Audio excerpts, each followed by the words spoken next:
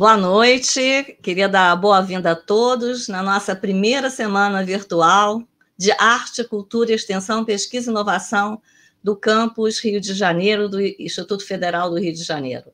É uma grande honra e um grande prazer e com muita emoção.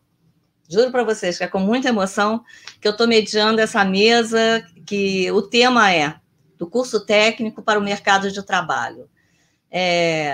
Primeiro, eu queria abraçar a todos os organizadores que, com dedicação e estamina, estão nos aproximando nesse momento de pandemia, onde, na verdade, estamos tão distantes um do outro, mas tão pertos, né? Nesse instante de muita emoção e de contato. E também agradecer ao nosso diretor do campus e toda a nossa comunidade, que sempre imperou, né, o trabalho bem feito em equipe. E isso nos motiva e nos faz nos aproximar de cada um de vocês que estão nos ouvindo. É uma honra receber 3 dos nossos ex-alunos, atuais notáveis profissionais e cidadãos, que participarão da nossa mesa redonda, falando da sua trajetória, desde da Escola Técnica Federal de Química, onde cursaram, até o mercado de trabalho, até o mundo do trabalho, desempenhando ao longo desses anos todos, com todas as benesses e todas as dificuldades, enveredando por áreas que foram rupturas na época, né? Saindo um pouco da área acadêmica, enveredando tanto pela área do empreendedorismo, pela área industrial, pela área de negócios, de administração de negócios, do modelo internacional, enfim, são pessoas do mais alto mérito e calibre que vão nos ensinar o que foi, qual foi o benefício da sua formação no Instituto Federal do Rio de Janeiro, antiga Escola Técnica Federal de Química, e, enfim, e conseguiu desbravar esse mercado de trabalho que é tão belo em várias áreas, né? A primeira pessoa que eu gostaria de apresentar é Ana Carolina Ferreira. Ana Carolina é uma especialista na área de oncologia. Eu não vou detalhar a carreira de Ana Carolina, ela vai contar com mais detalhe. Ela fez um doutorado também no King's College London, né, e um MBA também. Ela atualmente atua com marcas, né, na Roche, ela trabalha gerente de marcas e negócios na área de oncologia e de fármacos também.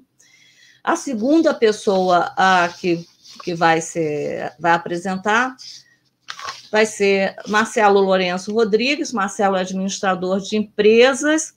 Marcelo tem uma vasta experiência em desenvolvimento de negócios e gestão estratégica em âmbito internacional. Marcelo vai nos contar como é que é essa trajetória, não só do Brasil, mas também no mundo do trabalho, né, internacionalmente. E a terceira pessoa que vai falar, integrante da nossa mesa, é Silvia de Paula Azevedo. Silvia foi... É um grande prazer falar de Silvia, né? Ana Carolina ex-aluna do curso técnico de biotecnologia, Marcelo do curso técnico de alimentos, e Silvia foi a primeira aluna do curso técnico de biotecnologia, com uma trajetória também brilhante na área de empreendedorismo. Silvia enveredou ela vai contar a história por várias empresas, hoje é CEO de mais uma startup, né, a FIT, Fine Instrument Technology, e é com grande prazer que eu estou mediando a mesa e, enfim, e agora deixo para vocês as belas apresentações dos nossos queridos ex-alunos notáveis profissionais. Agradeço a presença de todos, enfim. Lembrem-se que, além de pioneiros, vocês estão sendo pioneiros também, porque essa é a primeira semana virtual da casa de vocês. Então, todos estamos juntos aqui nesse momento de extrema beleza, de extremo pioneirismo também. Então, passo a palavra para Ana Carolina Ferreira.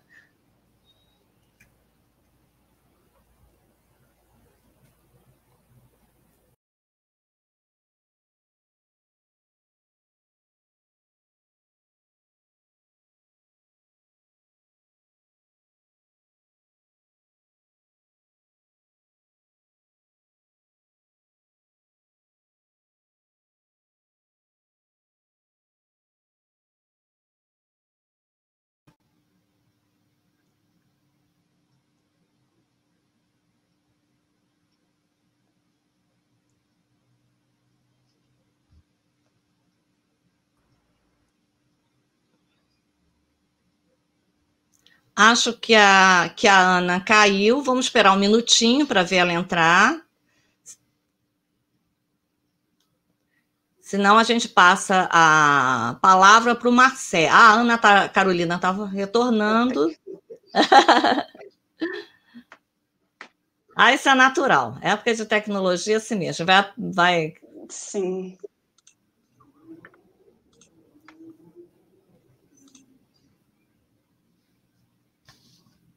Bom, eu compartilhei a minha tela, não sei se já chegou aí. Foi, pronto. Espero que agora a gente não tenha mais problema com a conexão. Eu troquei aqui o roteador, mas acontece, né, nesse nosso mundo virtual. Eu queria primeiro, antes de começar, agradecer imensamente o convite de estar aqui participando dessa semana, de poder compartilhar essa mesa com dois veteranos meus do colégio, né? Vocês vão ver que eles têm uma trajetória enorme, uma trajetória muito maior que a minha, então também é uma oportunidade minha de aprendizado estar aqui participando dessa mesa.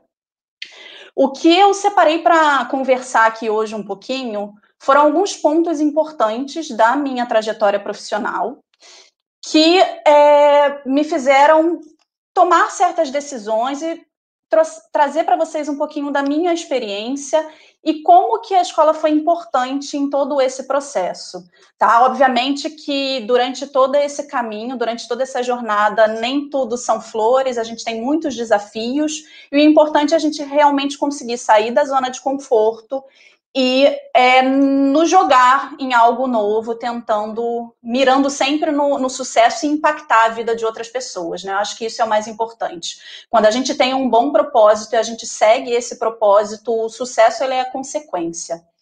Então, para poder começar a falar da minha trajetória, eu tenho mais ou menos 20 anos de história para contar após a escola, né, após a Federal de Química. Eu iniciei o curso técnico em biotecnologia em 2000.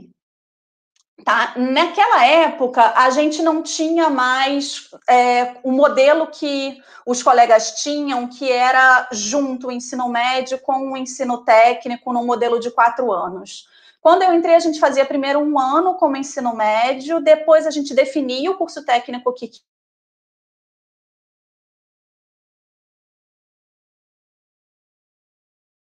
eu fiquei durante alguns anos na Federal de Química, de 1 da tarde às 10 da noite, e tinham dias que tinha educação física na parte da manhã, aula de artes na parte da manhã, então às vezes eu ficava de 10 às 10 na escola.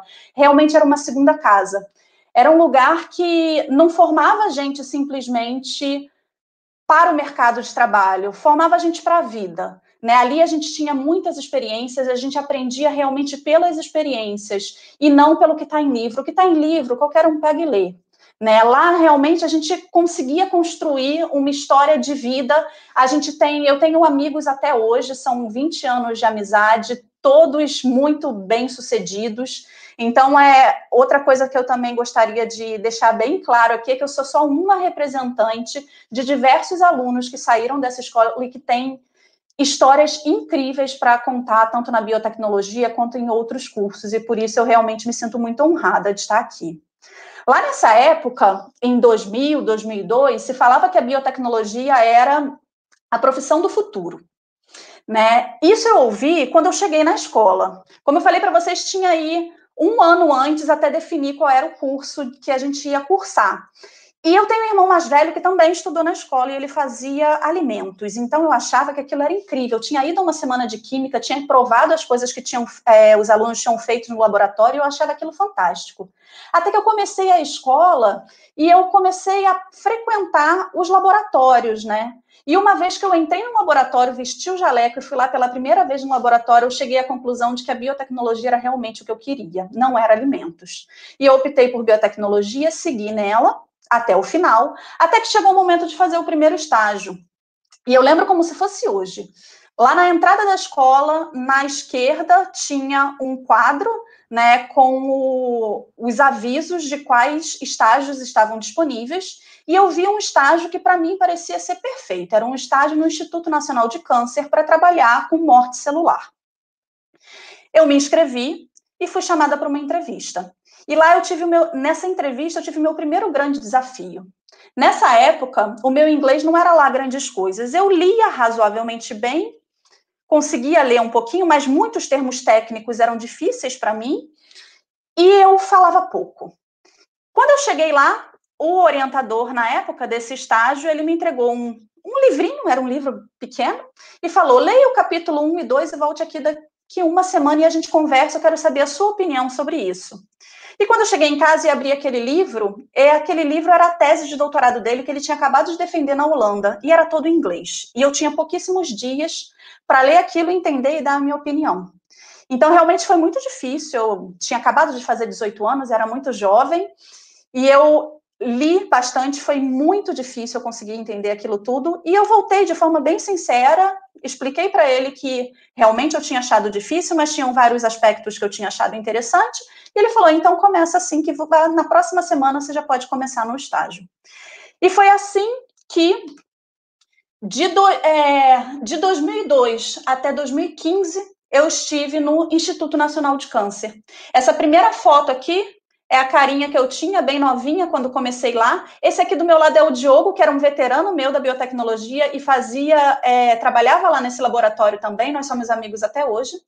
E essa é a cara que eu tive quando eu saí do INCA, né, em 2015. Então foi um momento, assim, um período bem importante, bem significativo da minha vida.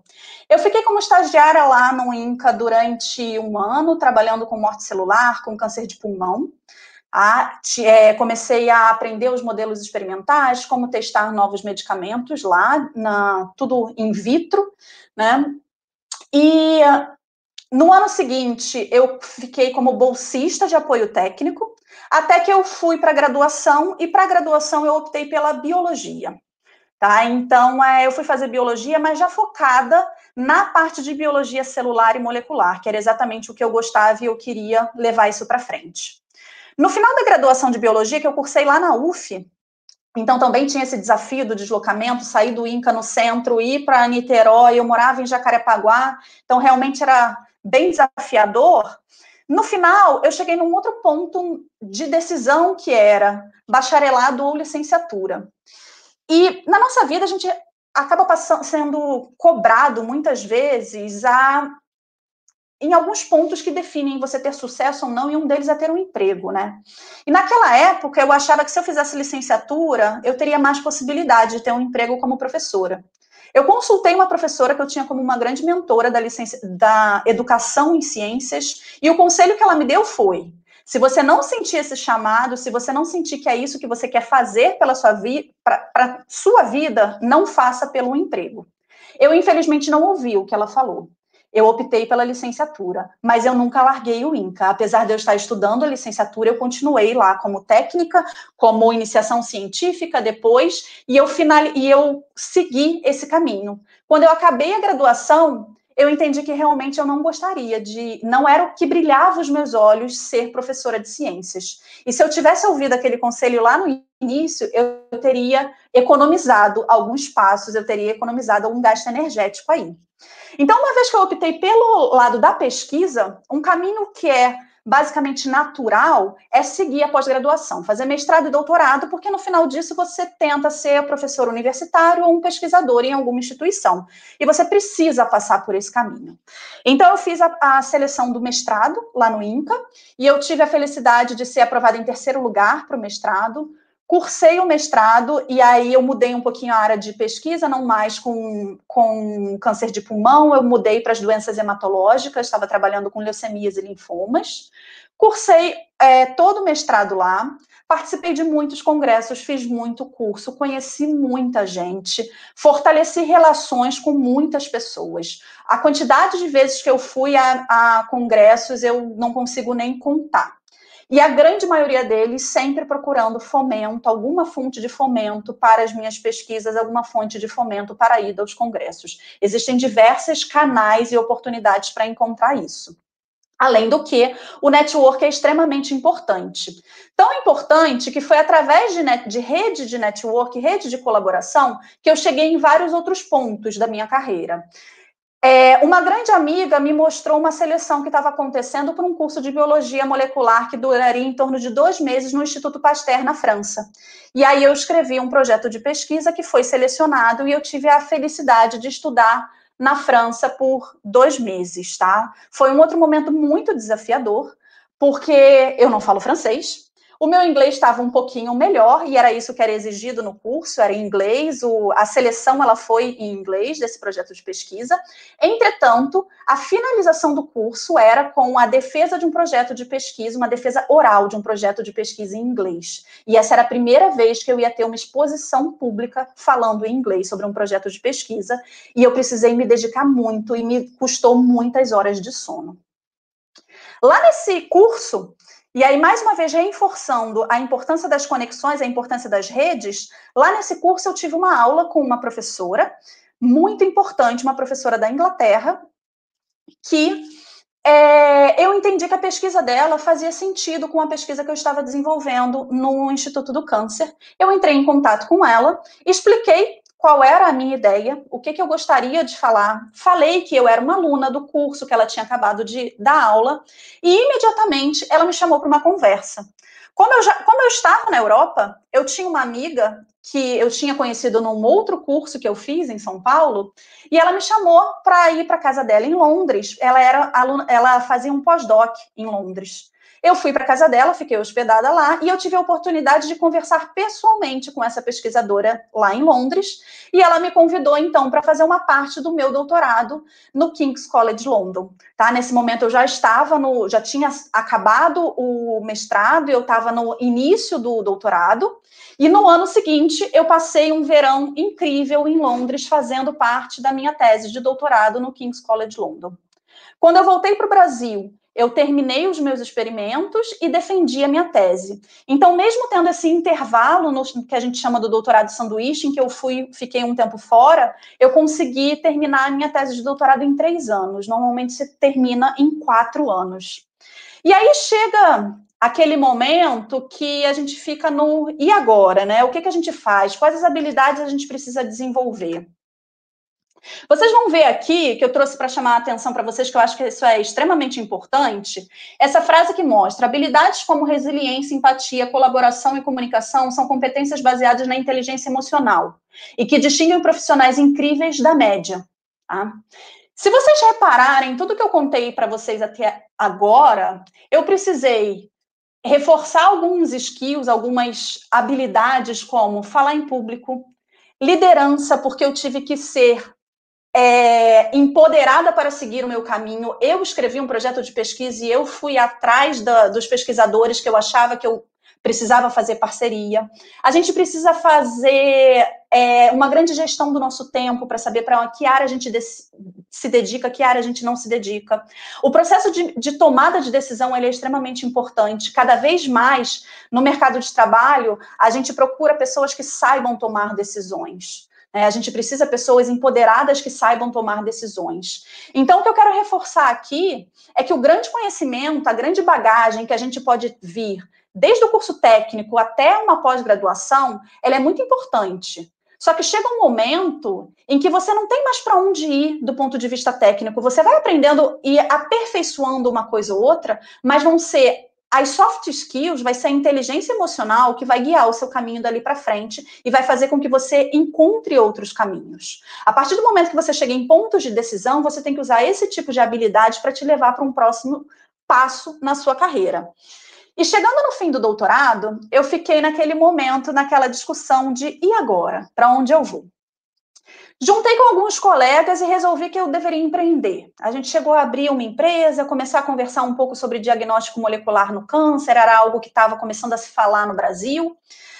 Mas os colegas que foram para o lado do empreendedorismo podem falar melhor do que eu. Tentar empreender eu ouvi não muitas vezes. É muito difícil, não é fácil. A gente precisa persistir, precisa ser resiliente. E nem sempre a gente consegue. Né? E chegou um momento que eu não consegui mais, eu precisava pagar as contas, eu precisava procurar outras coisas. E o que eu via no meu período de pesquisa é que eu fazia muitas pesquisas, eu encontrava ótimos resultados, eu tinha sugestões de novos tratamentos para pessoas com câncer, mas eu tinha uma dificuldade de, e aí? Como que a gente comunica? Como que vai para o mercado? Como que isso vira um produto? E foi então que o meu próximo passo, eu acabei decidindo ir para a indústria farmacêutica. Com uma pessoa que tem um background muito científico, o primeiro caminho que eu encontrei dentro da indústria farmacêutica foi virar gerente científica. Então, eu iniciei numa empresa, eu recebi uma proposta numa sexta-feira, era uma sexta-feira que começava basicamente um carnaval. A gente passava o carnaval, na segunda-feira útil seguinte, eu precisava estar em São Paulo trabalhando, já no meu primeiro dia de trabalho. Então, não foi só uma oferta de trabalho, foi uma oferta de um grande desafio de mudar de cidade, mudar todos os hábitos, mudar tudo, e eu não pensei duas vezes. Eu me atirei nesse desafio, disse sim, e eu comecei a trabalhar como gerente científica responsável por todo o Nordeste do país. Então, a minha função naquela época era auxiliar, né, implementar as estratégias para lançamento de um novo tratamento para mieloma múltiplo. Eu tinha esse meu background de trabalhar doenças hematológicas durante o mestrado e o doutorado, então eu fui trabalhar com mieloma múltiplo, eu tive a oportunidade de participar do lançamento de um novo medicamento para uma doença que há aproximadamente 20 anos não se tinha um tratamento novo no país. Então, ver o impacto que o meu trabalho causava nas pessoas era o que me motivava diariamente, tá? Logo depois disso, eu recebi uma proposta para mudar de empresa e voltar a trabalhar com o câncer de pulmão, que foi o que me abriu as portas na oncologia. Lembra, lá no início, no curso técnico, eu fiz a seleção do processo de estágio para trabalhar com câncer de pulmão. E eu tive a oportunidade agora, em 2016, de voltar a trabalhar com esse tema. Né? Então, outra coisa que eu trago aqui para vocês é que a gente precisa encontrar conexões com os aprendizados que a gente tem, e muitas vezes o que a gente aprende hoje, a gente aplica lá na frente. Tá? Essas redes, a gente precisa ir formando essas redes de conhecimento, e nenhum aprendizado ele é desperdiçado, a gente vai aproveitar em algum momento. Eu comecei a trabalhar como gerente científica na Roche, né, como participando do lançamento de uma imunoterapia para o câncer de pulmão e câncer geniturinário. E depois disso, eu me lancei num novo desafio. E aí é uma coisa que eu quero trazer aqui para vocês, que é algo que está muito sendo falado nessas rodas de conversa sobre RH hoje em dia, que é o fato de que o nosso diploma não nos limita. A gente tem a capacidade de aprender e reaprender diariamente. E hoje em dia eu exerço uma função que não tem nada a ver com a minha formação. Hoje em dia eu sou gerente de marketing, eu não tenho formação em marketing. Eu cheguei a fazer no Instituto Butantan um MBA de gestão de inovação em saúde, mas eu não tenho formalmente nenhuma formação em marketing. Mas no dia a dia eu aprendo todo dia. E esse grande desafio como gerente de marketing, né, nesse desafio eu tive a oportunidade no ano passado de liderar aqui no Brasil o lançamento da primeira imunoterapia para o tratamento de câncer de mama.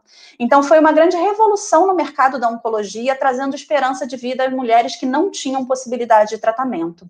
Essa foto aqui na direita, essa foto com fundo roxo, mostra esse momento, o momento em que durante um congresso eu apresentei essa inovação para o tratamento de câncer de mama para mais de 200 médicos que estavam presentes e mais de 300 médicos que assistiam ao vivo nas suas regiões em eventos satélites que nós organizamos. E aí mostra que, lembra lá das soft skills, a capacidade de falar em público, a capacidade de se apresentar, e algo que eu fiz questão de trazer aqui também são as soft skills em inglês. A gente precisa se desafiar a dominar mais um idioma se a gente quer trabalhar nesse mercado internacional. Tá? Então, hoje em dia eu trabalho na Roche. Dentro da Roche eu tive a oportunidade também, após esse lançamento da imunoterapia para o câncer de mama, eu tive a oportunidade de ir para Moscou e trabalhar durante 3 meses no escritório da afiliada em Moscou, levando para eles os aprendizados que a gente teve de imunoterapia aqui no Brasil. E atualmente, apesar de eu estar no Brasil, eu estou trabalhando com o time da Itália em mais um lançamento agora no mercado europeu. Então, estou trabalhando remotamente com o time da Itália. Então, essas oportunidades de trabalhar com times internacionais, elas aparecem frequentemente e eu sempre pego quando elas aparecem, eu não deixo passar. Tá? Eu espero que eu possa ter inspirado um pouquinho a vocês nos próximos passos, que eu possa ter trazido um pouquinho da minha experiência, Realmente são passos difíceis, não é fácil, o mercado de trabalho ele é muito concorrido, a gente precisa se especializar muito, mas a gente não pode deixar de lado as habilidades que são mais intangíveis, que não são somente as habilidades técnicas, tá?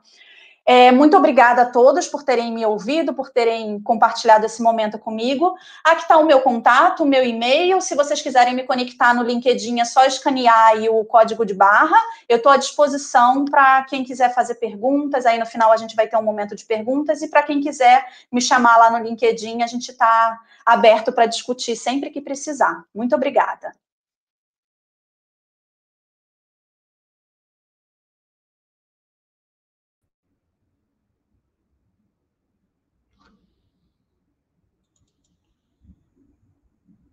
Olá. Boa noite a todo mundo. Obrigado pelo convite. É um grande prazer estar aqui com vocês. É uma honra. Queria parabenizar também a Ana Carolina e a Silvia, que na sequência vai estar aqui falando. E, para mim, realmente até muito emocionante estar aqui com vocês. Eu vou falar um pouquinho da minha história profissional, da tal da chave de ouro que surgiu na minha vida profissional. E essa chave foi sim conquistada na Escola Técnica Federal de Química. Eu sei que através do stream a gente tá tendo a possibilidade de se conectar com todo mundo. Eu tenho inclusive um amigo no Canadá que está vendo essa apresentação. Hello, Tony. E agora eu vou então contar um pouquinho da minha história. Queria dar um abraço também para os meus grandes colegas e amigos de formação de turma. Basicamente, essas são imagens, fotos de 1988. Aqui a gente tem dois grandes exemplos de como a escola também abriu portas para a gente.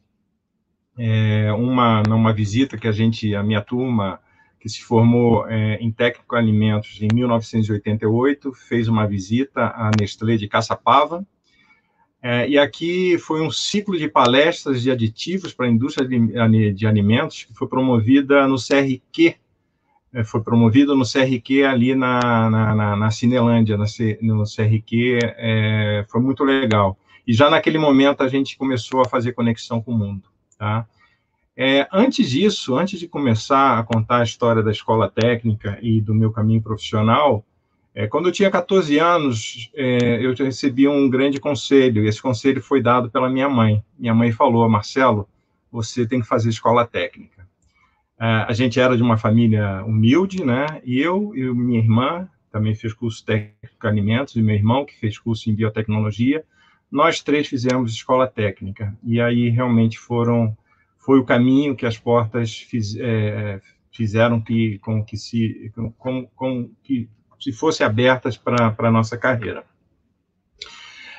Eu me formei no final de 1988 como técnico em alimentos, e logo que me formei eu consegui um estágio na Brahma, ali na filial asiática, na Tijuca, que hoje não é mais fábrica, já há muito tempo não é fábrica, é o supermercado Extra. Logo que terminou meu estágio, fui contratado como aprendiz cervejeiro prático, e eu já trabalhava num horário de revezamento. E eu tinha a intenção de continuar estudando, queria fazer a engenharia química, só que a Brahma, naquele momento, tinha uma visão um pouco diferente do que é hoje e não tinha tanta facilidade assim para que a gente pudesse dar continuidade no estudo. Mas mesmo assim, eu fiz o vestibular, passei, e na engenharia química eu encontrei de volta grandes amigos da escola técnica. A gente falava que a engenharia química da UERJ era meio que o 9º período.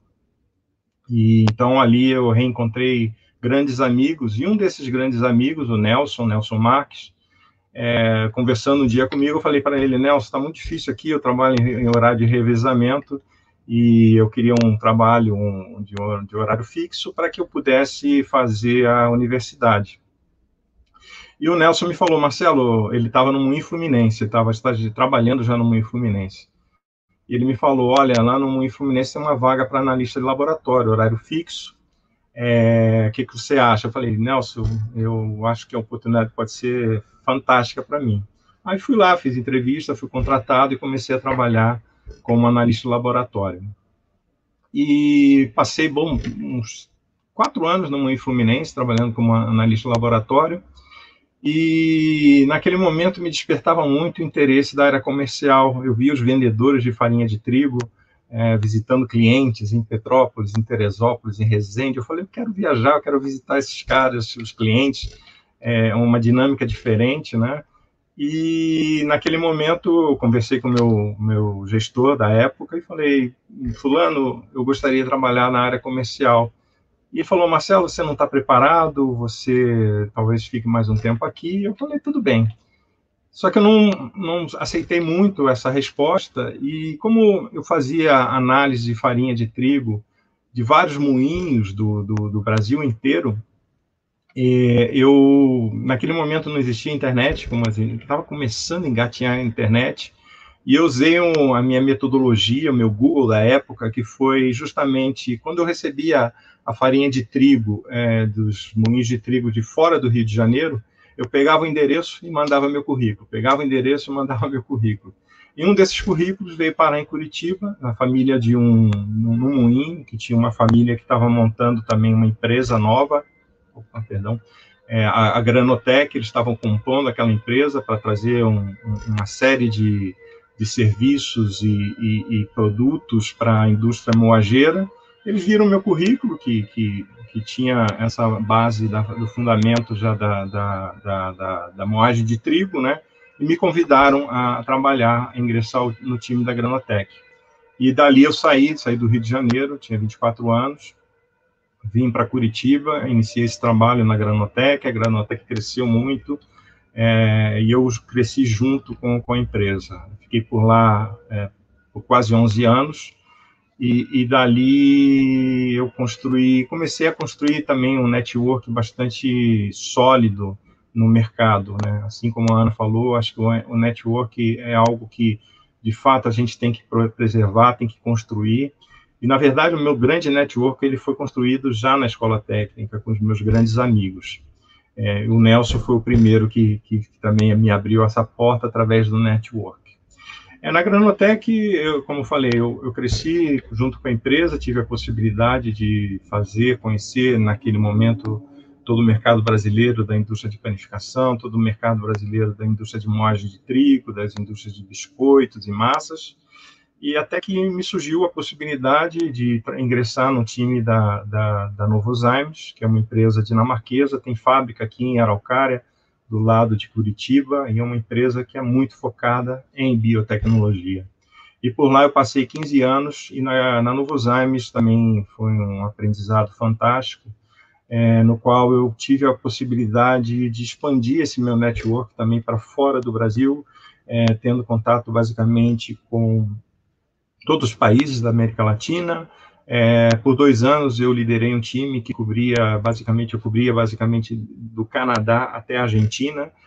Tive essa possibilidade de conhecer culturas diferentes, pessoas diferentes, negócios diferentes, e tinha uma âncora muito forte que era a biotecnologia, uma âncora que realmente me fez despertar muito conhecimento, muito interesse, e acredito, sinceramente, que a biotecnologia é o caminho para o futuro, e é muito legal estar compartilhando isso com vocês.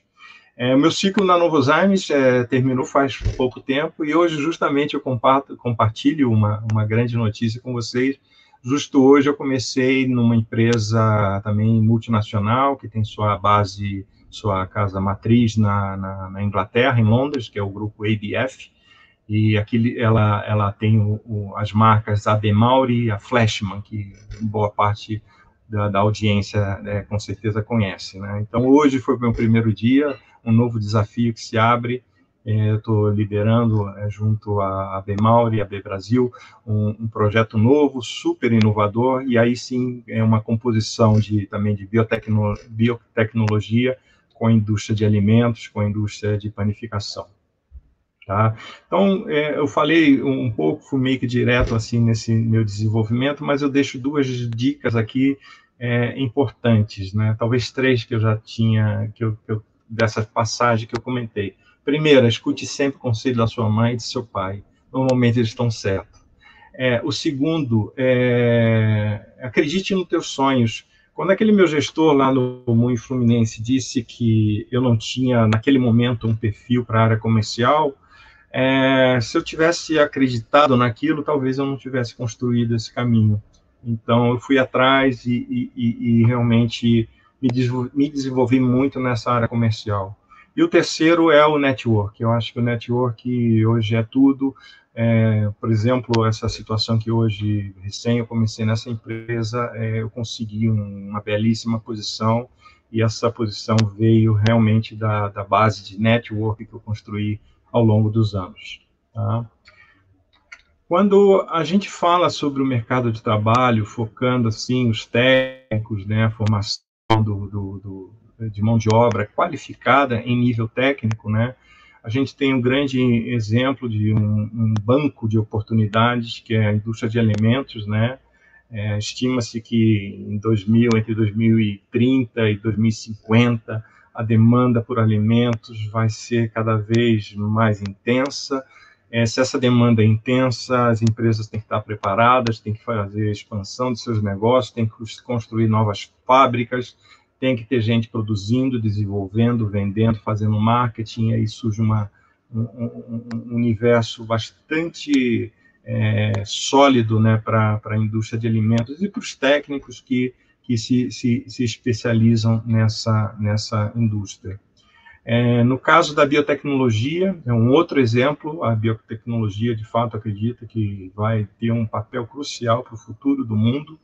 E aqui um exemplo, né, que a Europa hoje está investindo cada vez mais no setor, dizendo que, de fato, a bioeconomia vai ser o caminho para um mundo sustentável, para um mundo mais verde, para um mundo mais limpo, e com isso, com certeza, grandes outras oportunidades surgirão para as pessoas que se especializam nessa área.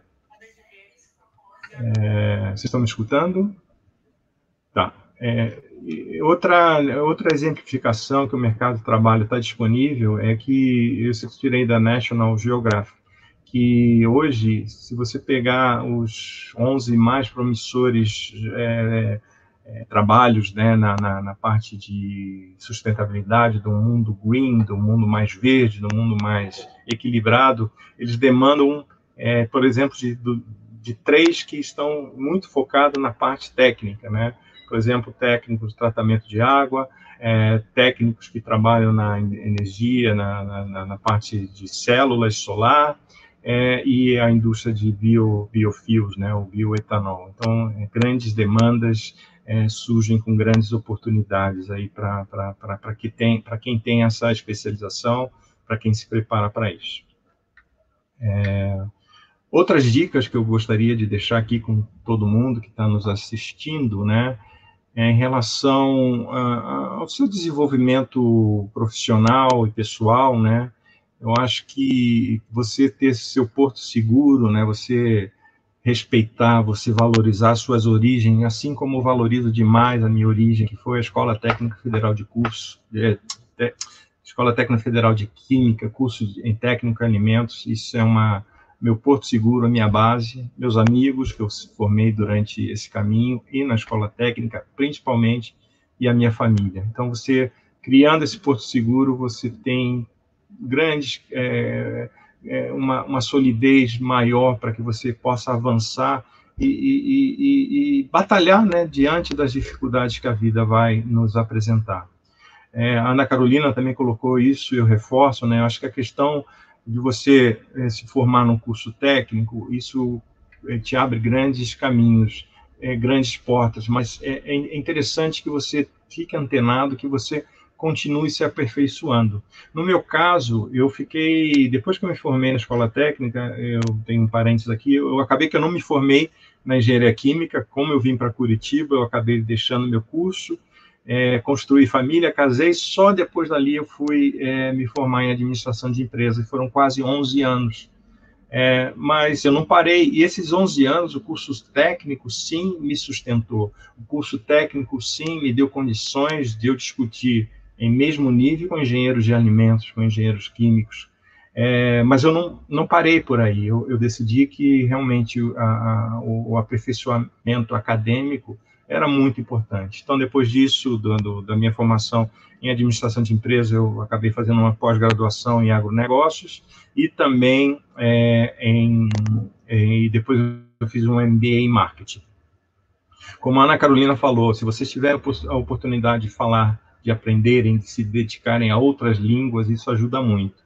O inglês, ele foi fundamental para que, por exemplo, eu conseguisse esse emprego na Novozymes, e eu acabei desenvolvendo com bastante fluência o aprendizado na língua espanhola. Eu falo bem espanhol, até porque eu cuidei e trabalhei muito tempo da América Latina.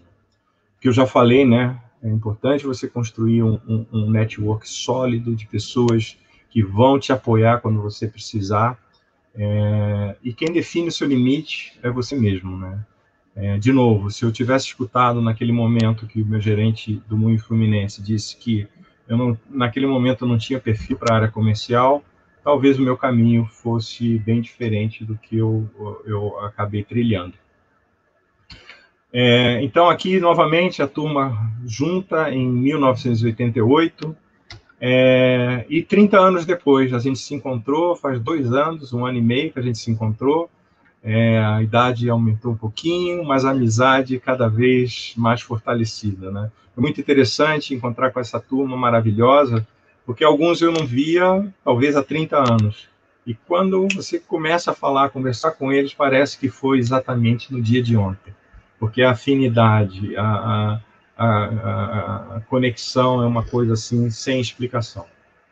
De novo, eu deixo aqui essa mensagem não é minha, é do Renato Russo. Acredite no sonho que se tem. Nunca deixe que lhe digam que não vale a pena acreditar no sonho que se tem. Ou que seus planos nunca vão dar certo, ou que você nunca vai ser alguém. Renato Russo. Muito obrigado, aqui estão os meus dados e também fico à disposição para as perguntas que virão aí no final das apresentações.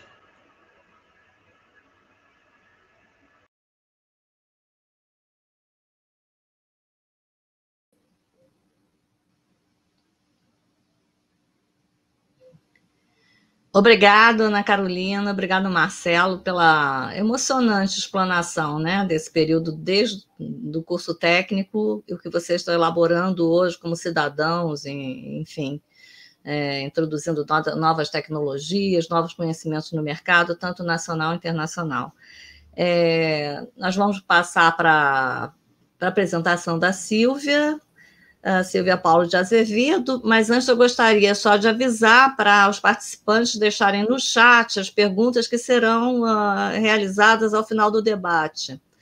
E são excelentes profissionais, aproveitem para tirar todas as dúvidas de carreiras que nem sempre vocês têm muita afinidade, muitos seguem somente pela área acadêmica, enfim. É um momento exclusivo para vocês perguntarem, tirar aquelas dúvidas que vocês sempre fazem, inclusive em salas de aulas para a gente, né? Quais são as outras oportunidades, além da área acadêmica, no mercado de trabalho dos cursos técnicos e dos demais cursos também.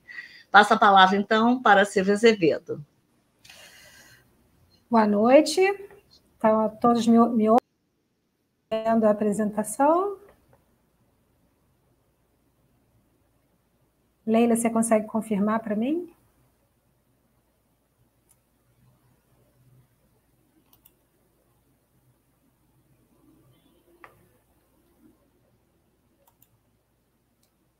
Leila, você consegue confirmar para mim se você está vendo? Eu não estou conseguindo ver vocês. Sim. Tá bom, desculpa.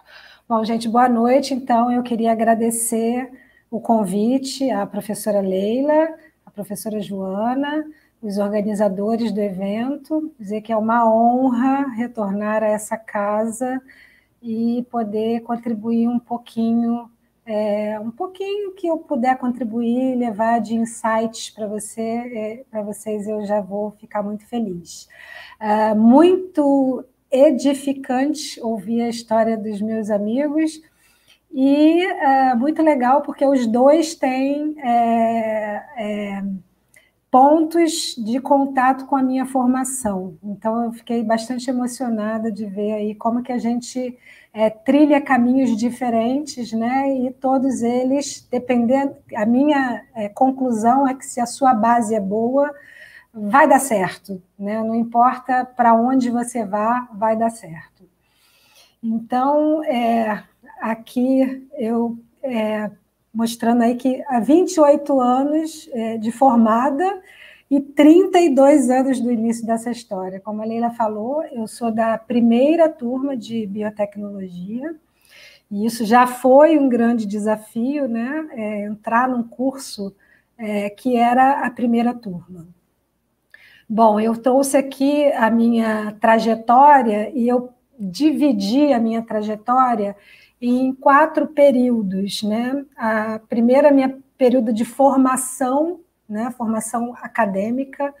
Depois, um período profissional, onde eu atuei como funcionária contratada, e que foi muito importante e que conversa com a academia.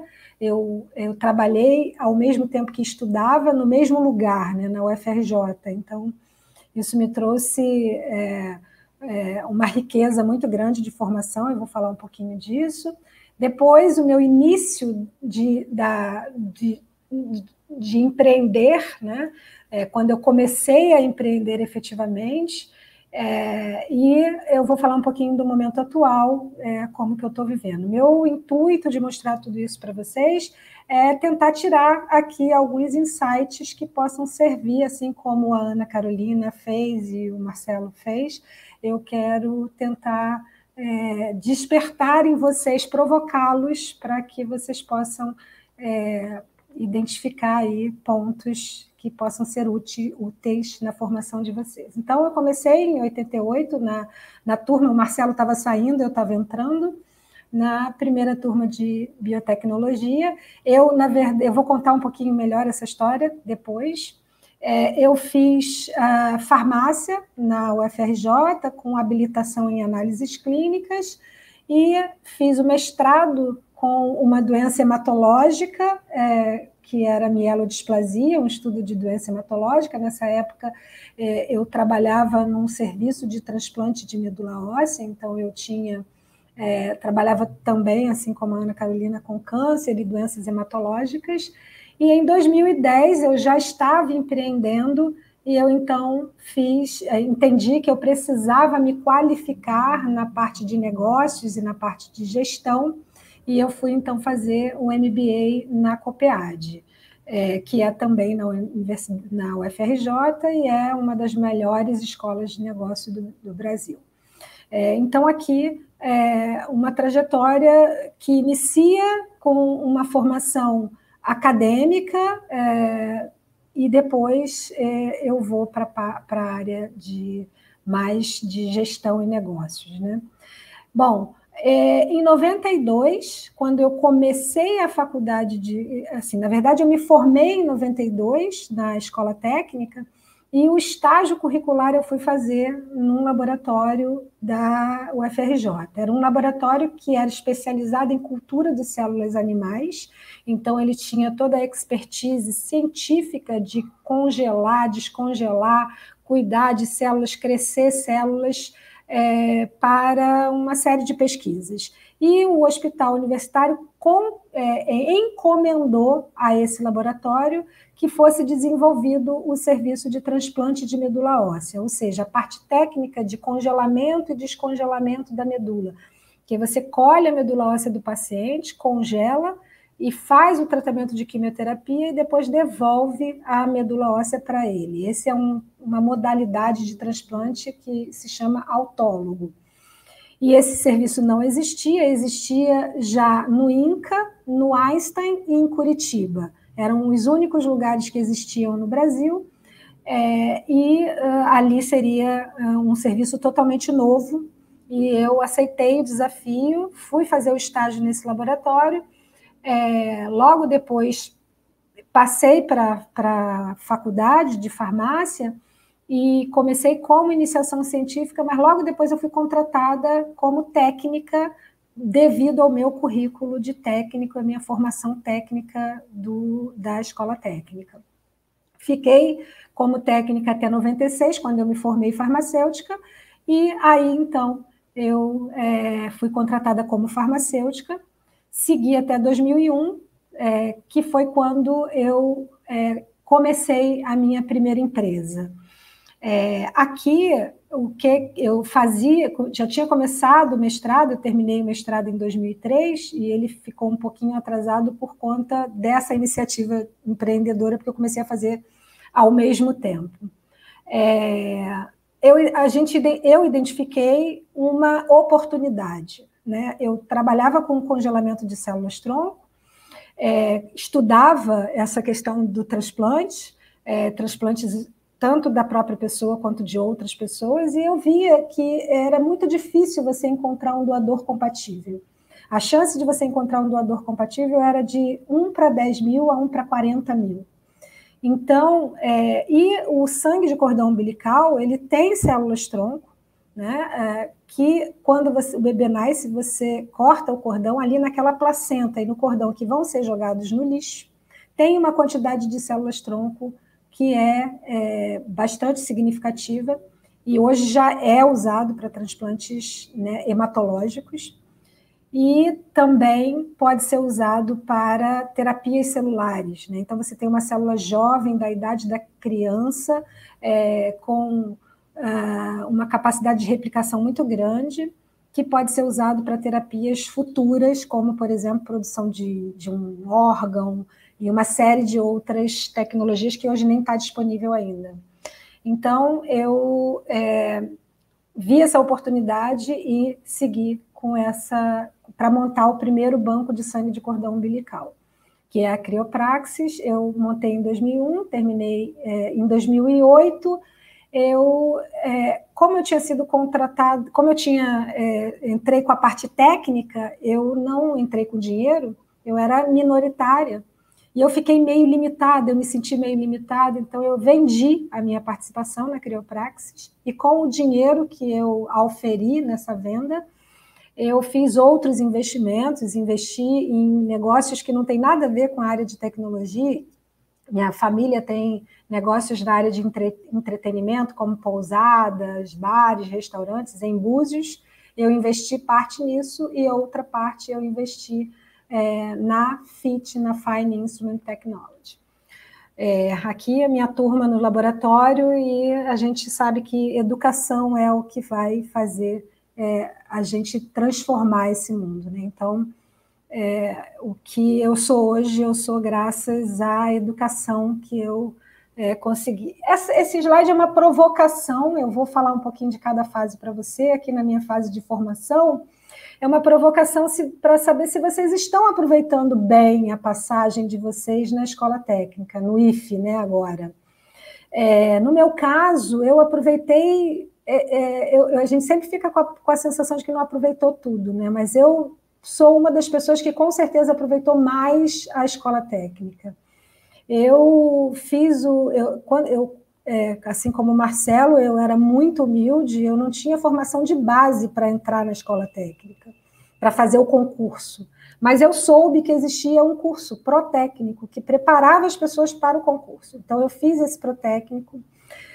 Eu não consegui passar no primeiro concurso, então eu passei para o nivelamento de alimentos, e durante o nivelamento houve o lançamento do curso de biotecnologia, que ia ser no meio do ano. Então, eu fiz novamente o concurso e passei em 4º lugar para o curso de biotecnologia. Então, integrei e a partir daí fui seguindo toda a minha formação, né? Inclusive depois na universidade. Então, a minha pergunta é: vocês estão aproveitando tudo que a universidade, que a escola técnica oferece para vocês?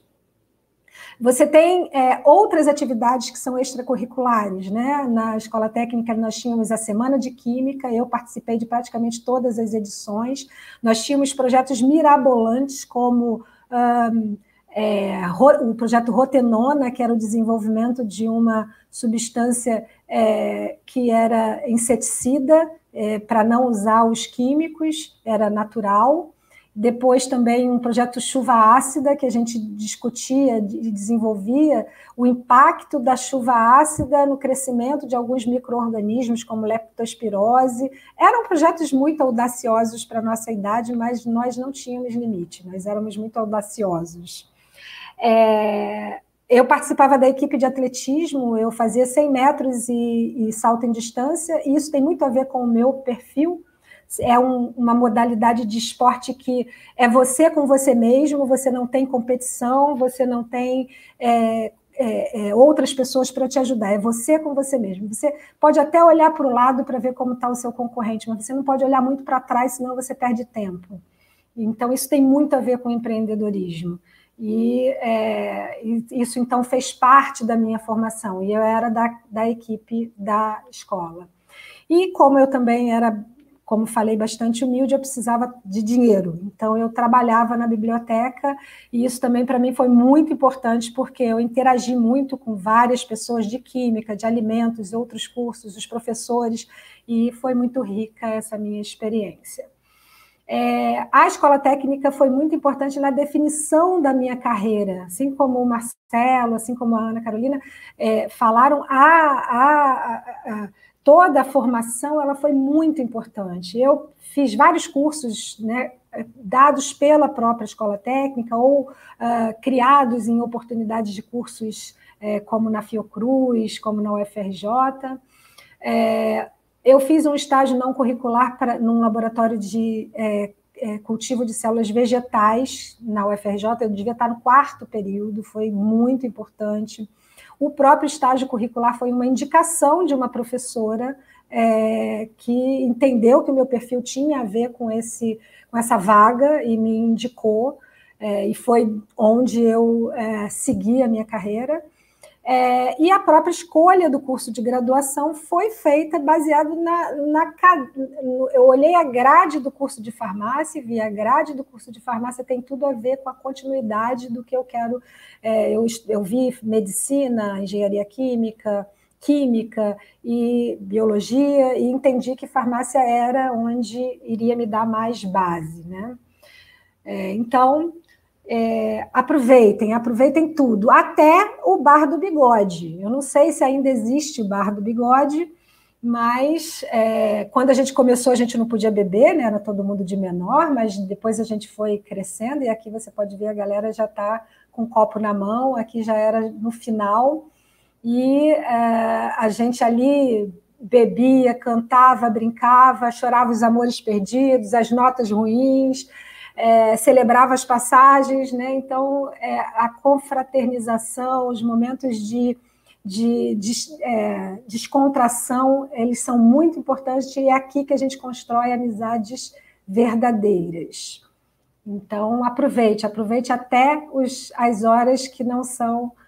Aqui a gente tinha um status, já no final, né, quando a gente já estava no 7º período, os professores começaram a ir com a gente para o Bigode. Então, a gente se sentia muito orgulhoso de dividir com os professores uma garrafa de cerveja, né? E isso nos trouxe grandes amizades, a Leila está aí, prova disso, né? A gente tem uma amizade muito boa, e com vários outros professores. Então, nem tudo é só estudo, né? Até no bar a gente aprende muito. A minha interação com a academia, né, como eu falei, eu estudava na UFRJ, trabalhava como técnica dentro da UFRJ, e mais eu morei no alojamento, porque minha família foi morar em Brasília, e eu não quis deixar a oportunidade de trabalhar no transplante de medula óssea, que eu entendia que era uma grande oportunidade fazer uma coisa diferente que poucas pessoas tinham domínio. Então, eu fiquei fazendo a universidade, morando na universidade. Então, ali, né, você tem, eu costumo dizer, e aí falando no próprio IFE, né, acho que hoje vocês têm uma estrutura dentro do IFE que é uma universidade. Então, assim, o produto da instituição de ensino é o aluno. E as pessoas que estão ali, os professores, o administrativo, o técnico, eles estão ali para te formar. Então, eles não são seus inimigos, as notas ruins não são para te punir, é para te formar. Então, aproveite isso.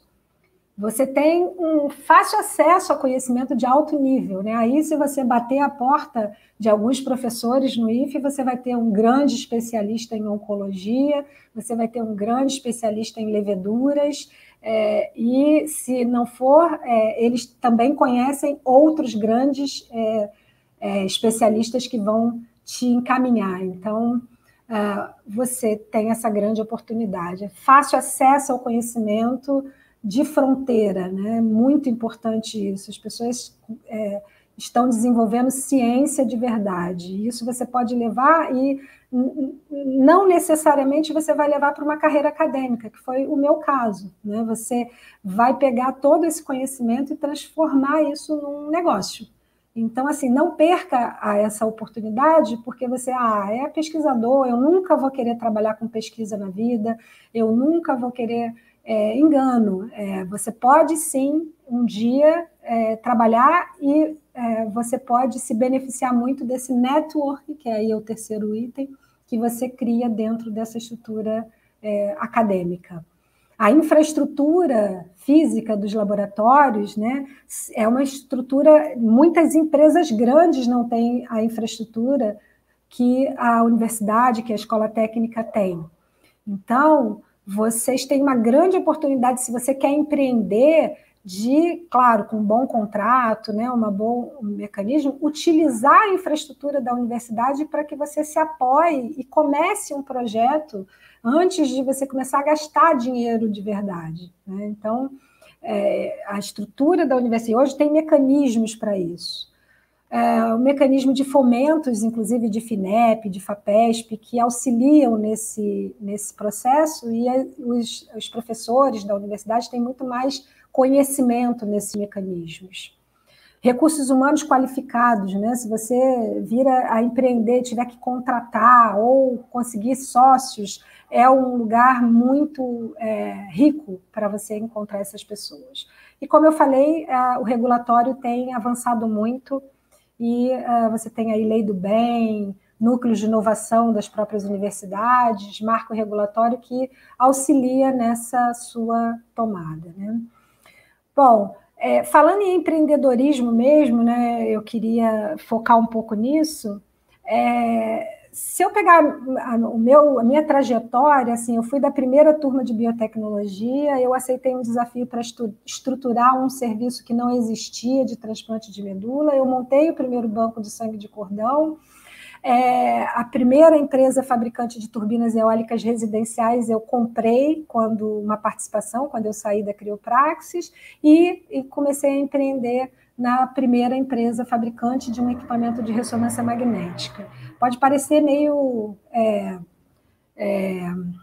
pedante, né, eu dizer tudo isso, mas isso aqui, para mim, eu nunca tinha parado, não que nunca, né, eu demorei muito para parar para pensar nisso, que eu sempre busquei as coisas diferentes. E hoje, nos negócios, né, existe uma teoria de que você tem, né, o que a gente chama de mar vermelho, que é quando você monta um negócio ou está trabalhando num negócio onde você tem muitos players. E aí você tem uma briga grande entre os players, um brigando com o outro, fura olho, e você tem uma luta.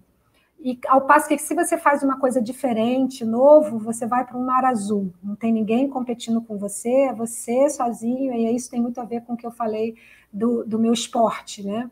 É você desenvolvendo, é você errando sozinho e conseguindo construir. Então, para empreender, é muito importante que você faça coisas diferentes. Bom, eu já estou com 20 minutos, mas como o Marcelo falou um pouco menos, eu vou usar o tempo dele, tá? Bom, então, pessoas, né, no empreendedorismo é muito importante. Você precisa se conhecer, você precisa saber se você é um bom empreendedor. E aí, não ser empreendedor não significa que você não vai ser um bom profissional. Eu trouxe aqui um esquema bem simplificado, tá? É muito simplista, mas ele dá um direcionamento de, pelo menos, você começar a entender se você tem ou não uma vocação para o empreendedorismo. Se você tem alta criatividade com inovação e tem habilidades gerenciais e visão de negócio alta, você tem tudo para ser um bom empreendedor. Quando a gente fala aqui de habilidade gerencial, é mais voltado para negócio mesmo, né? Você gosta de tratar de dinheiro, você gosta de cuidar de fazer gestão, né, de negócio. Então, isso é muito importante. Se você tem uma criatividade alta, mas você não gosta de gerir dinheiro, até os pesquisadores gerem dinheiro, né? Mas é um dinheiro dos outros, não é um dinheiro dele. Então, aí eu incluo aqui mais uma habilidade que é aptidão para o risco, né? Se você tem uma aptidão para o risco, você tem mais tendência a ser empreendedor. Se você não gosta de risco, você vai mais para o lado do pesquisador. Se você não é muito criativo, não gosta, não foi desenvolvida essa habilidade de criatividade, ou você realmente não gosta de desenvolver, você pode ser um excelente gerente, administrador, você vai precisar de criatividade, ninguém está falando que você não tem que ter, mas isso são níveis um pouco maiores, né? E tem aqui uma galera que, infelizmente, é a maioria, que a gente precisa investir, a gente precisa ajudar, é por isso que eu estou aqui, é por isso que eu sei que a Leila e vários outros professores estão, e que eu sempre aceito os desafios de mostrar um pouco do que eu fiz para que a gente possa cada vez mais tirar as pessoas desse quadrante e impulsionar que elas desenvolvam, como a Ana Carolina falou, os soft skills aí, para que ela possa sair dessa zona de conforto e seguir. Bom, na área de empreendedorismo, nem tudo é sucesso, né? Eu tive os meus insucessos e eu acredito a eles uma importância muito grande. Até hoje eu utilizo o que eu aprendi com esses insucessos. A Enersud, que é a empresa de energia eólica, foi uma delas. Ela existe, mas ela não era para mim. Eu entendi que eu não tinha a habilidade para lidar com ela, eu tive que escolher e eu escolhi ficar na FIT. A Polimera era um projeto lindo que precisava, que era para desenvolver partículas bioabsorvíveis, e aí você poderia fazer liberação controlada de drogas, implantes bioabsorvíveis, então você poderia botar um parafuso e ir para fixar o osso e ir absorvendo isso com o tempo.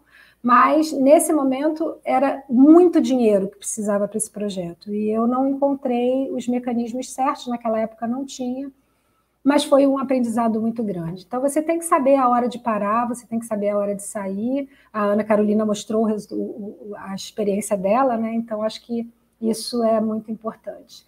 E se você não está preparado para errar, você nunca vai conseguir fazer nada original.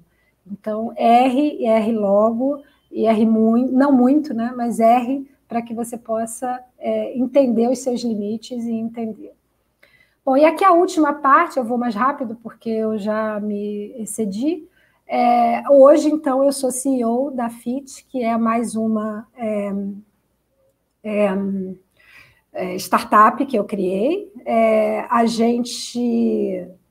Eu levei essa empresa para São Carlos, então aqui você precisa sair da sua zona de conforto, né? Eu precisava desenvolver um equipamento de ressonância e o lugar no Brasil que tem a maior expertise de ressonância magnética está em São Carlos, São Paulo. Fica a 150 quilômetros de Campinas e eu vou para lá, eu tenho uma casa lá, eu larguei a minha caipirinha na praia dos meus negócios de Búzios e fui para lá enfrentar esse desafio de desenvolver o equipamento. Começamos em 2010, lançamos o equipamento em 2016, e esse é um equipamento, ele tem a mesma tecnologia da ressonância magnética médica, só que ele não faz imagem, ele faz análises, por exemplo, de percentual de óleo, de umidade em grãos. Então, por exemplo, soja, amendoim, farelos, Você coloca ali, ele em 30 segundos te dá o resultado sem uso de reagente, sem ser destrutivo, e te fornece dados importantíssimos. Então, ele pode ser usado desde a seleção da semente, por exemplo, se você quer selecionar uma semente com maior teor de ácido oleico, para que você produza um amendoim com maior valor no mercado, esse equipamento faz essa análise e você planta aquela semente que você analisou. Controle de recebimento e controle de processo de extração de óleo, a gente tem cases muito interessantes com isso, que as empresas reduziram a perda na produção em mais de 5%, que para uma commodity é muita coisa. Aqui, a medida de teor de sólidos para indústrias de margarina, chocolate, biscoito. Olha aí, Marcelo, sua empresa pode ser minha cliente. E também na qualidade do controle de qualidade, você pode, por exemplo, identificar a adulteração de azeite com outros óleos vegetais mais baratos, como o óleo de soja. Então, é uma tecnologia que pode agregar valor em toda a etapa da cadeia de produção, envolvendo o agro até a indústria de alimentos. Hoje a gente tem equipamentos no Brasil, principalmente, mas também já temos clientes na Colômbia, Holanda, Bélgica, Malásia e Indonésia. Fizemos um projeto com a China e com a Nova Zelândia. Então, seguindo o conselho dos meus antecedentes aí, inglês, importantíssimo, outras línguas muito importantes. Esses são clientes grandes. Eu tenho Inmetro como cliente, eu tenho empresas grandes como cliente, fora do Brasil, como eu falei, e a rede de parceiros, como a gente falou, né, muito importante. O fato de eu ter lidado com pesquisadores me deu uma capacidade muito grande de entendê-los, de conversar com eles, de negociar com eles. Eu sei o que é importante para eles, eu sei o que eles não gostam, e isso me deu muita habilidade, e eu não teria desenvolvido a minha tecnologia, eu não teria desenvolvido a Criopraxis, eu não teria desenvolvido nenhum dos meus negócios se eu não tivesse desenvolvido essa habilidade de lidar com a academia. Aqui eu trouxe... Marcelo, essa foi para você. Esse é o Márcio Lourenço, irmão do Marcelo, que foi da minha turma. E aqui a gente era muito novinho, né? Aqui a gente na formatura e numa viagem que nós fizemos no final do ano, na formatura, para Poços de Caldas. E agora, o nosso encontro, nós fazemos um encontro todo ano, na minha pousada lá em Búzios, e a gente já está, as crianças interagindo, eles já saem e se encontram fora da gente, então a gente está criando aí uma rede que é realmente muito rica e que dá para a gente aí bastante prazer, né? E principalmente prazer. Aqui, aquilo que o Marcelo falou, que quando você conversa 10 minutos, você acha que você está lá quando você conheceu, é porque lá a gente se conheceu sem filtros, né? Ali todo mundo era ferrado, tinha as pessoas com grana, mas ela não estava preocupada com dinheiro, não estava preocupada com formação, não estava preocupada com posição.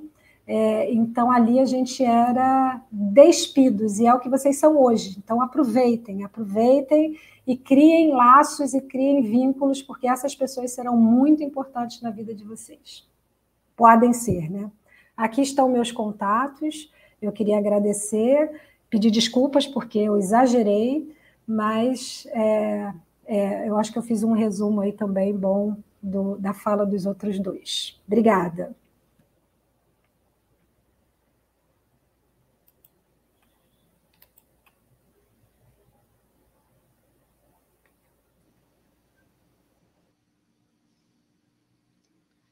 Ana Carolina, Marcelo e Silvia, obrigada a vocês por estar nos homenageando na primeira SACEP, né, a primeira semana virtual, de uma forma tão brilhante e tão produtiva, em termos de informação, em termos de novos caminhos que vocês estão mostrando para os alunos, né? E esse longo tempo que vocês comentam não é tão longo assim, como vocês fizeram tanta coisa, como tanta coisa aconteceu. Vamos partir agora para o debate. Nós temos várias perguntas no chat e mais 13 perguntas que vieram por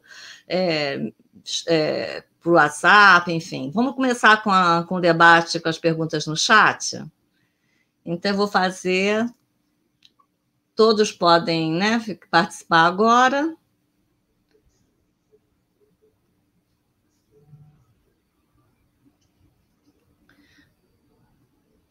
Quero agradecer vocês mais uma vez, né? O espetáculo está aqui, imagina, né? Estou muito feliz.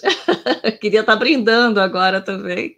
E delicioso ouvir isso, né? E ouvir como é que vocês enveredaram por vários caminhos diferentes e confluentes também, né? Enfim, vamos tentar ver se a gente aproveita. Essas perguntas tem umas direcionadas, eu vou alternando as direcionadas para as mais gerais, então. Essa vem da Bianca Passos, tem uma pergunta para a Ana Carolina, como foi trabalhar com profissionais tão qualificados no INCA, ainda sendo jovem e inexperiente. Esse é o medo, acho que de todos eles, né? É um medo que a gente tem, mas a gente também precisa lembrar, e isso os colegas trouxeram também essa informação, de que a gente sai do colégio com uma formação invejável. É uma formação muito sólida. Quando a gente vai para a graduação, se a gente segue a mesma linha de estudo, a gente vê tanta coisa repetida que às vezes a gente até fica naquela, será que eu deveria estar aqui ouvindo isso de novo? Eu tenho um experimento lá para fazer, né? E nesse laboratório que eu estava, eles já tinham grande experiência com alunos da escola. Eu tinha acho que uns 4 veteranos lá, todos da biotecnologia também. Essa pessoa que me contratou primeiro, ela era nova lá, e aí o anúncio da vaga na escola foi recomendado pelos outros que já tinham experiência com os alunos da escola e sabiam da qualidade de mão de obra que vinha de lá. E depois essa pessoa mudou para um outro laboratório, criou um grupo de pesquisa maior, e ele sempre falava, eu vou criar o meu grupo de pesquisa com os alunos da escola, porque eu sei que eles chegam prontos, eles andam sozinhos. Então, a gente pode, às vezes, não ter alguns conhecimentos de, esse experimento eu não sei como é que faz, mas você também, é só pedir ajuda. Alguém vai te ensinar. Quem está ali também passou por esse processo de um dia não saber. Só que a nossa capacidade de aprendizado ela é muito grande, ela é frequente, a gente o tempo inteiro aprende. A gente nunca sabe 100%. Se um dia a gente achar que está sabendo 100%, tem alguma coisa errada aí. Então, acho que a gente tem que sempre ter humildade, deixar claro o que sabe e o que não sabe, e o que não sabe pedir ajuda, e o conhecimento se constrói tranquilamente.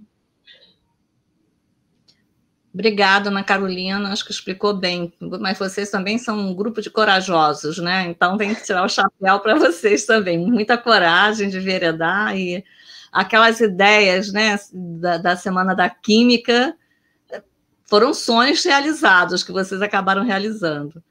Vamos partir agora para uma pergunta geral, também agradecendo o Carlos Vinícius, na área de atuação de vocês, como foi lidar com o Parque Industrial Nacional desabastecido nesse período de pandemia? Qual foi o enfrentamento que vocês tiveram estão tendo durante essa crise?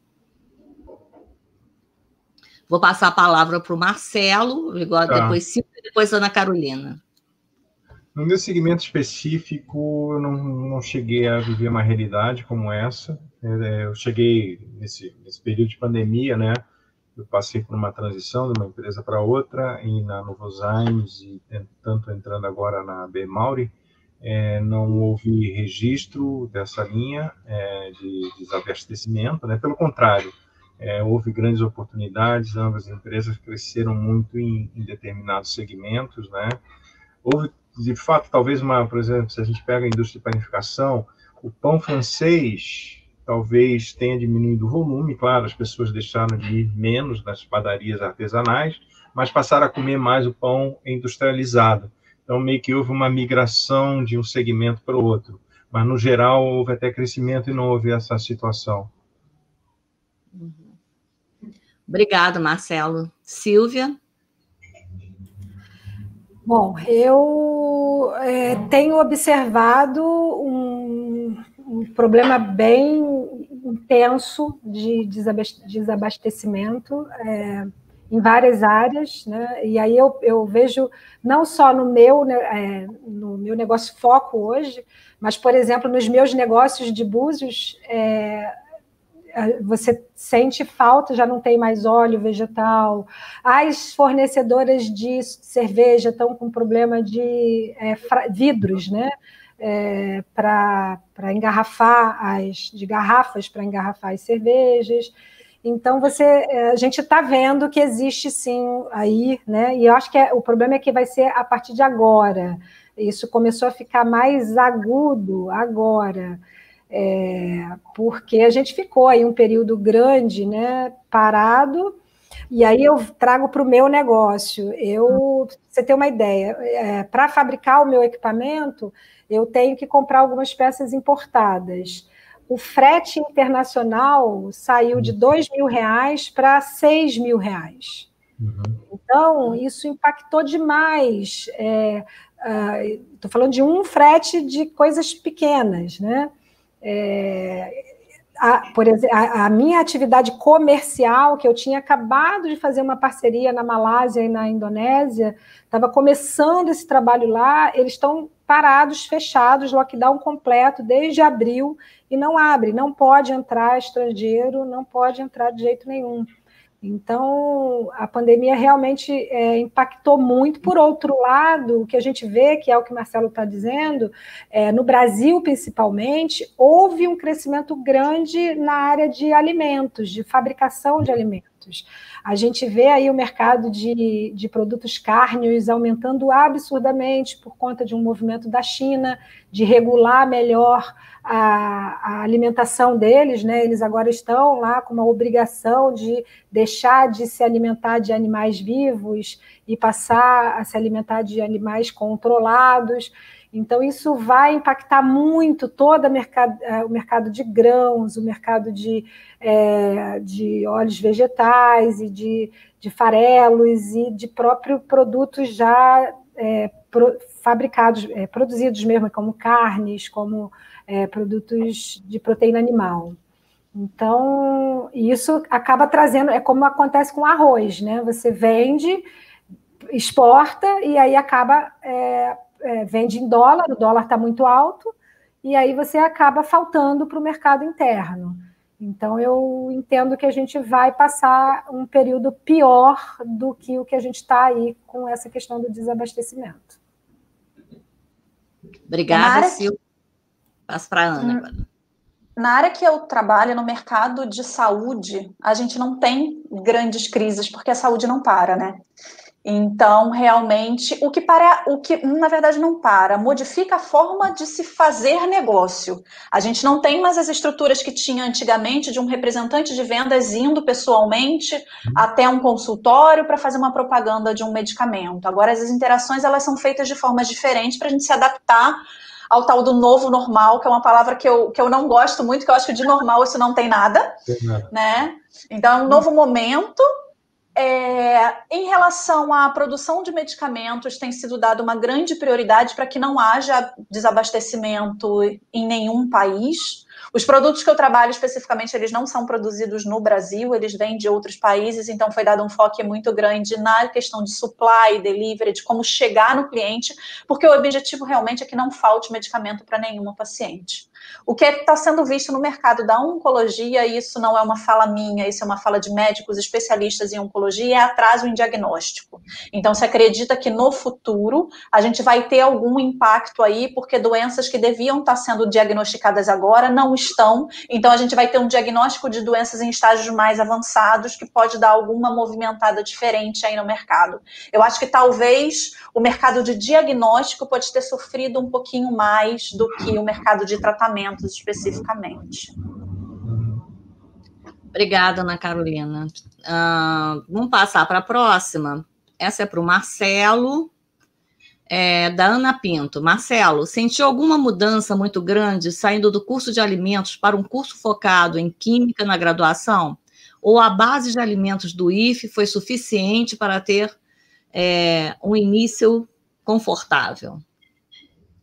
Sim e não. 2 sims e um não.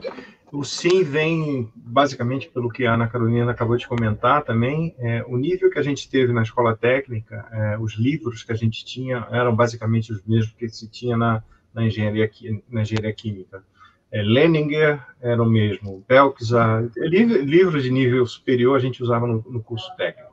Então, isso me gerou um conforto muito grande na parte das químicas, principalmente, e como, apesar de eu ter conseguido, naquele momento, um emprego de horário fixo, era pesado, porque eu saía lá do Moinho Fluminense às 4 da tarde, chegava na UERJ às 5, as aulas já tinham começado às 2 da tarde. Então, o que acontecia? Na parte das químicas, basicamente, com pouco estudo, dedicação, sentar ali na mesa para estudar, eu tirava tranquilo. Já quando eu entrava na parte dos cálculos, né, isso complicou bastante. E eu acabei, como disse, eu acabei não me formando como engenheiro químico. Mas quando eu vim para Curitiba e comecei a ter contato com a indústria de alimentos, o meu nível de conhecimento, o meu nível de formação vindo da escola técnica, quando a gente discutia parte técnica de ingredientes, de enzimas, de processo, eu falava no mesmo nível que os engenheiros que me atendiam. Então, é mais na parte de engenharia, realmente, de cálculos e tal, aí realmente difere e você tem que se dedicar para isso. Mas a formação que vem da área química foi espetacular, fabulosa, e é a minha base até hoje. Obrigada, Marcela. A gente tem pelo menos umas 20 perguntas. Eu acho que a gente não vai ter tempo de respondê-las, a gente manda, enfim. A próxima do Ricardo Cardoso. Como vocês enxergam a oportunidade de entrada no mercado de trabalho, na área de biologia, biotecnologia, acredito, etc., né, de formandos mais velhos? Aí ele botou mais velhos, 30 anos ou mais. Vamos começar agora com Silvia.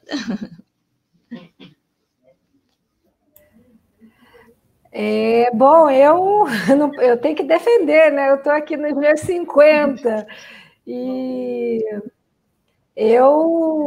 quando eu vendi a minha empresa, eu vendi toda a minha formação, né? Eu trabalhava eu vinha desde a escola técnica, desde o estágio da escola técnica, trabalhando com cultura de células, com transplante. Vendi a empresa e decidi que não iria trabalhar concorrendo com a minha própria empresa e que também não queria mais voltar para a área acadêmica. Então, eu resolvi fazer uma mudança completamente. E, quer dizer, voltei para o mercado de trabalho de outra maneira, né? Como empregado, e aí agora eu vou falar como contratante, né? Eu contrato pessoas. Se é uma pessoa com a experiência da escola técnica, com a formação da escola técnica e ainda com a maturidade da pessoa mais velha, eu acho que você só tem pontos a favor. A gente hoje tem uma valorização muito grande das pessoas mais jovens, né? Porque eles são muito mais antenados, muito mais rápidos, muito mais... Mas o que a gente entende é que esse choque, essa geração aí que você cita, né, de 30 anos, ela tem um aprofundamento um pouco maior. Então, você combinar essas duas gerações numa equipe é muito importante. Você, hoje, em empresas, o ideal não é você ter só gente jovem ou só gente velha. O ideal é você combinar as competências e as qualidades das gerações que são diferentes para você ter um time rico. Então, eu vejo com muito boas perspectivas, não tenha medo, vá em frente, o mercado está aí. Ana Carolina, obrigada, Silvinha. Bom, eu sou suspeita em falar porque o meu primeiro emprego no mundo corporativo veio depois dos 30. Então, eu acho que quem fala que aos 30 está com idade avançada, começou errado a conversa. Não existe isso. As empresas hoje em dia valorizam cada vez mais a diversidade, e a diversidade vem disso do que a Silvia está trazendo, os jovens junto com os mais velhos. Inclusive, existem alguns projetos de mentoria reversa, o estagiário fazendo a mentoria do gestor mais experiente, para justamente essas trocas de experiências acontecerem. A velocidade do mais jovem, ela não é nada sem a experiência do mais experiente, né? Essa diversidade gera negócio, gera dinheiro. Então, cada vez mais se valoriza isso. E, obviamente, que a gente precisa pagar conta, a gente precisa de emprego, né? Mas se a gente se depara com empresas que fazem esse tipo de seleção enviesada, o mais velho não entra, essa empresa não merece alguém com a grande capacidade que a gente tem de ir para o mercado. Eu acho que a gente precisa ter esse olhar também e investir em empresas que estejam alinhadas ao nosso propósito e aonde a gente quer chegar e que nos valorizem como profissional independente. Travou um pouquinho. Vou agradecer, vou passar para o Marcelo, pedir licença Ana Carolina. A gente tem alguns minutinhos. Marcelo, por favor. Eu concordo plenamente, acho que a idade aí é um tema que não deve ser considerado e, pelo contrário, principalmente nesse segmento de biotecnologia, da própria indústria de alimentos, eu acho que existe 1 milhão de oportunidades, como eu citei na apresentação. Acho que o mundo vai depender muito da biotecnologia e da indústria de alimentos. E as duas juntas vão fazer esse futuro brilhante, mas limpo. Agradeço. Vamos passar para a última pergunta. Não sei se a gente tem tempo para fazer todas, mas o ideal seria, né? Enfim, o debate está excelente. Da Thelma Alves, aproveitando a frase da Silvia sobre educação e o que é o que vai transformar o mundo, como a formação na ETFQ, Cefetec aparece nas suas carreiras para a transformação das condições sociais da nossa sociedade. Passaria a pergunta agora, primeiro para o Marcelo, depois a Ana Carolina, aí a gente fecha esse bloco de perguntas com a Silvia. É a chave de ouro, como eu falei. Acho que aqui a gente tem 3 exemplos, os caminhos tiveram destinos diferentes, mas muita coisa em comum no trilho, né? E talvez o primeiro degrau, o primeiro passo, no meu caso, no caso das colegas, tenho certeza que foi a Escola Técnica Federal de Química. Transformou a minha vida, transformou a vida dos meus irmãos que seguiram no mesmo caminho de escola técnica também. A minha irmã é mestre cervejeira, foi uma das primeiras mestres cervejeiras do Brasil, como mulher, né? E ela também fez Escola Técnica Federal de Química, curso de alimentos. Meu irmão seguiu na área de biotecnologia, na parte acadêmica. Então, isso transformou as nossas vidas. Obrigada, Marcelo. Agora, Ana Carolina.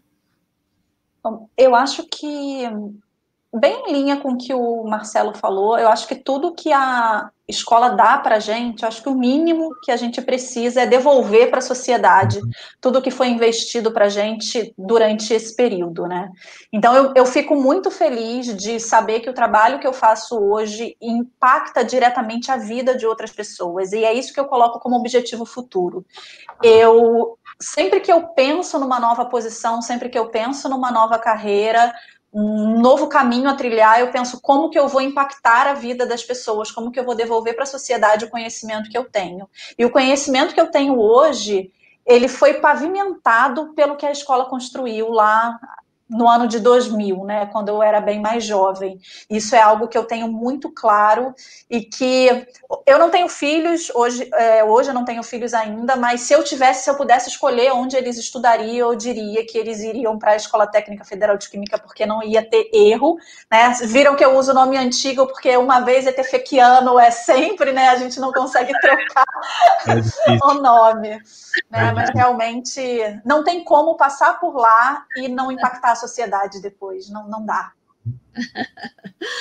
É verdade, eu levei também muito tempo, eu chamo até hoje Federal de Química, a gente levou muito tempo para incorporar o IFE, né, Instituto Federal do Rio de Janeiro. Silvinha, por favor. Bom, eu acho que a escola técnica, o IFE, a escola técnica, né, o que a gente tem aí, ele tem uma riqueza de diversidade, que é isso que a gente falou, né, que hoje as pessoas procuram nas empresas.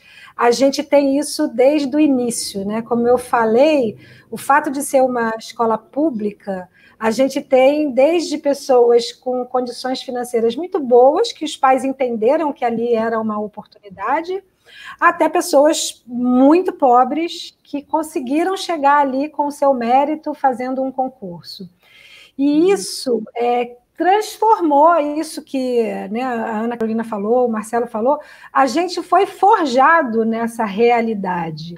E hoje a gente, assim, olha, eu não lembro de ter um caso de roubo, um caso de brigas ou ofensas graves na minha época. Tinha lá algumas pinimbas, né? Mas não eram coisas graves, porque as pessoas, o nível de tolerância ele era muito mais bem trabalhado, a ética era muito trabalhada. O respeito ao indivíduo era muito trabalhado. Eu não sei como é que é hoje, mas na nossa época tinha um elevador, os alunos não podiam usar o elevador.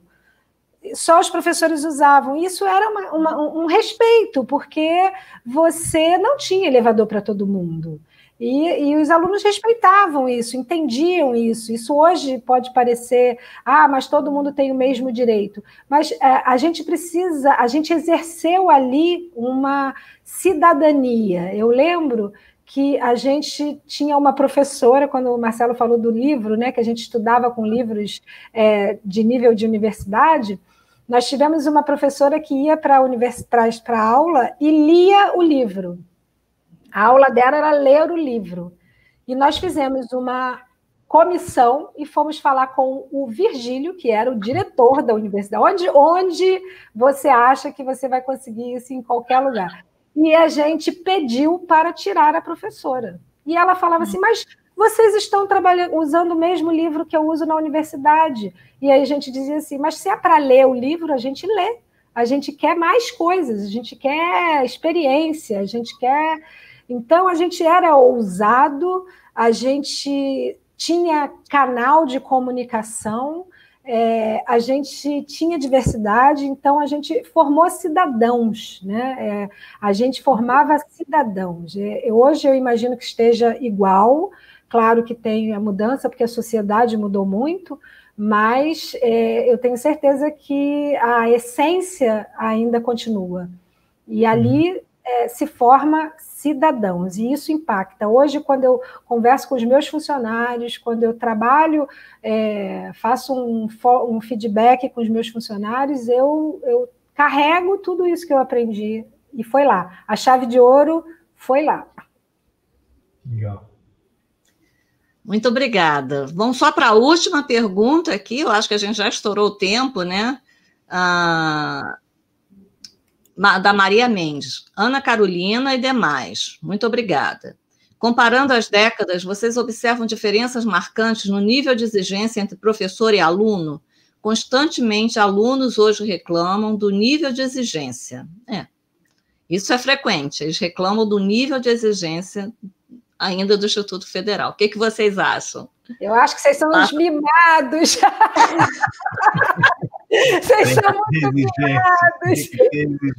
Olha, eu acho que o mercado de trabalho exige mais. Quando a gente nivela por cima, algumas coisas acabam ficando mais tranquilas. Então, hoje, vocês podem achar que a exigência é alta, mas daqui a algum tempo vão entender que isso facilitou muito percorrer por outros caminhos. Obviamente que o aprendizado ele não precisa ser pela dor sempre, ele pode muitas vezes vir pelo amor também, mas a escola ela proporciona as duas coisas para a gente, né? A gente tem tanta gente bacana, tantas experiências boas, eu acho que o mais fantástico é aprender não só pelo livro, é aprender pelas experiências também, a gente aprende pelos sentidos, né? Então esses são os aprendizados que eles ficam enraizados e a gente não esquece depois que fez a prova. Então, acho que sim, o nível de exigência, se tivesse caído, eu teria ficado decepcionada, adorei saber que é muito exigido, né? Precisa sim exigir muito, afinal de contas, a gente está formando pessoas que vão ser referências no mercado. E a escola, ela tem esse nome. E esse nome ele precisa continuar, precisa ser perpetuado, e se não houver dedicação, não tem mágica.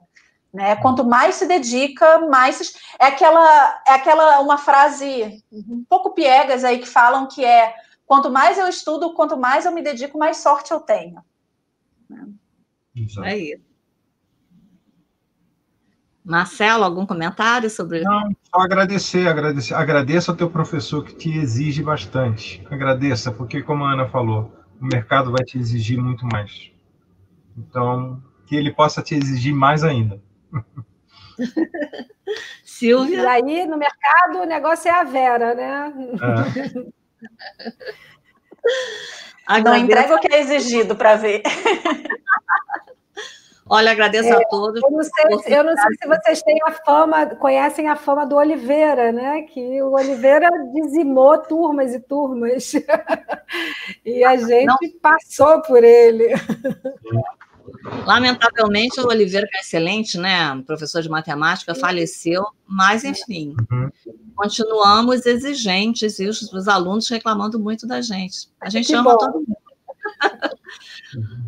Já passamos do tempo, eu agradeço muito a vocês três, Ana Carolina, Silvia, Marcelo, uma grande oportunidade, não sabe a honra que foi presidir essa mesa na primeira SACEP, né, primeira semana virtual. Arte é indissociável, né, de ciência, cultura, vocês três são a prova disso, mostraram isso na trajetória de vocês. Nós só temos a agradecer e esperar um encontro presencial, que a gente possa comemorar juntos, né? Isso aí. No Instituto. A casa de vocês. A casa de vocês. Parabéns pelo evento, obrigada por ter convidado. Para mim foi uma honra relembrar tudo isso, viver isso, foi ótimo. Muito bom. Obrigada parabéns, a todos Silvia vocês. E Ana Carolina, pela apresentação de vocês, foi muito bom. Para você também, Marcelo. Vocês também. Tá, obrigada, sou muito grata por essa oportunidade. Muito obrigada a todos. Agradeço também a participação e a audiência, a organização da SACEP, os nossos, né, dirigentes, nossos professores e técnicos administrativos, enfim. Muito obrigada. Boa noite para todos. Boa noite. Boa noite. Até logo.